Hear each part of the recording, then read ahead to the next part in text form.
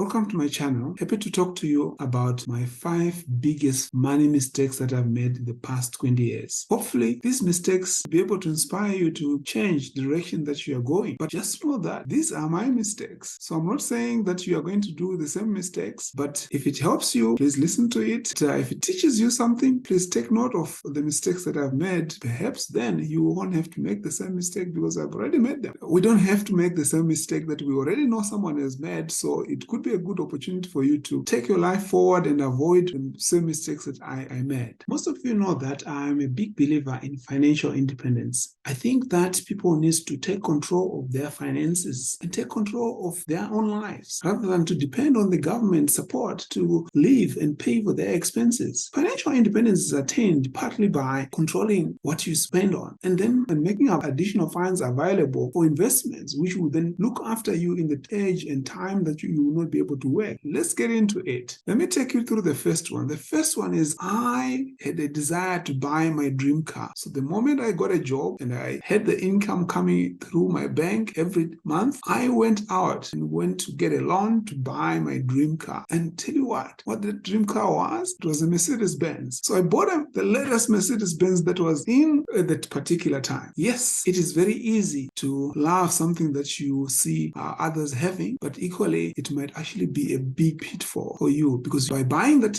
car, you are actually going to be paying for it for up to 5 years in some instances, and you are actually drawing from your future, because remember, the moment you drive a car out of the garage new, what happens? It loses 1/3 of its value. So you're pretty much throwing away 1/3 of your money into the drain. We are enriching the car companies. Not bad if you're a shareholder in that company, but if you are not, tough for you. Let's go to the second one. I spent too much time focusing on saving money and not enough time on investing the money. So what I did every month, I set up a debit order from my checking account into my savings account. And for many months, I kept saving money. Why? Because I thought that was the most prudent thing to do. So I focused on saving money. Equally, I focused on saving money as well in terms of not buying a lot of things with money. As a result, every time I was out there looking for bargains where I can get something cheaper, it was all about saving money. It didn't really benefit me because I didn't actually use the money that I was saving to be able to invest. So it created a situation where I built savings, but the savings didn't generate or compound fast enough. It still needed me to continue putting money in there. Whereas if I had invested the money that I was saving, that would have actually increased the money much faster than what actually happened. The third point is about buy once and cry once. This phrase, I use it to mean that whenever you want something that is important to you, that you need to spend your money on, go for it and buy the quality thing that you actually need, rather than buying the cheaper one that you get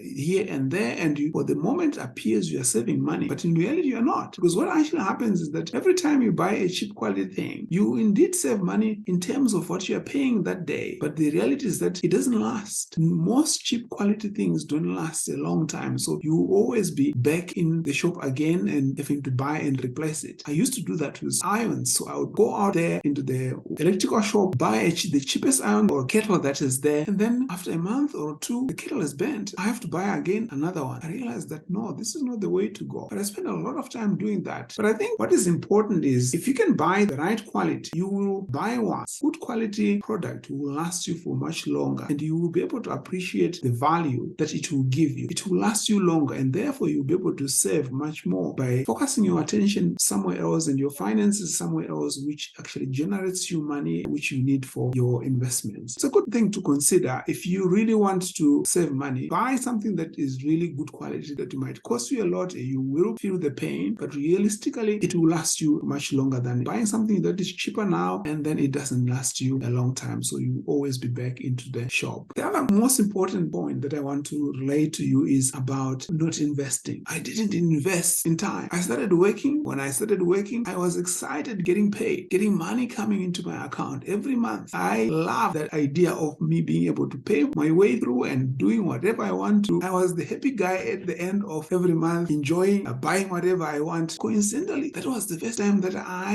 had a credit card.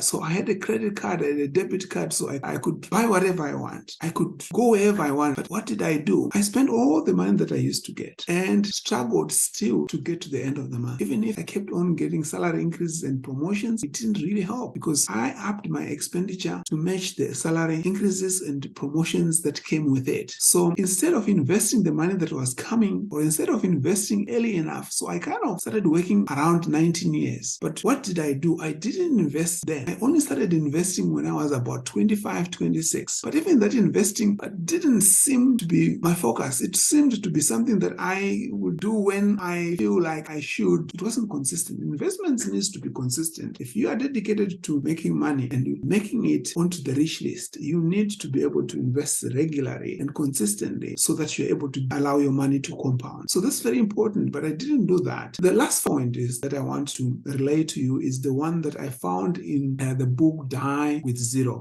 It is written by Bill Perkins. In this book, he gives an example of a grasshopper and an ant. And he explained that during the summer season, the grasshopper is busy enjoying itself, eating all the grass that it wants and not saving and just enjoying the moment and the day. And then when winter comes, the grasshopper simply dies. It dies without anything. But the wise ant, what did it do? What it did was that during the summer, it prepared for winter and it stored food for itself and for the hard season. But while this might sound very intelligent for the ant to be storing food for the winter season, what this ant didn't take note of is that its life was short. So in the end, even if it had food, it didn't last long. So it still died with food, its storage. So the moral of the story is that we need to balance, find a good balance in our life to enjoy what we have along the way as we are in the process of storing and compounding and investing for the future. We might get into the focus mode of invest, but yet not enjoy what we are building. The ideal situation would be a situation where you invest, but equally you find opportunities for you to enjoy what you are building, because that is what then creates the balance between investing and also sacrificing. So yes, it is equally not good to be fully enjoying ourselves and forget entirely about investing, or equally to be getting into a mode of entirely saving and not enjoying what we are building, which was what the ant did. The ant didn't enjoy what it would build because its lifetime ended up becoming very short. The grasshopper didn't build any reserves, but it enjoyed everything that came its way along its lifetime. Both of those were extremes. So we need to try and find a middle ground which balances our situation,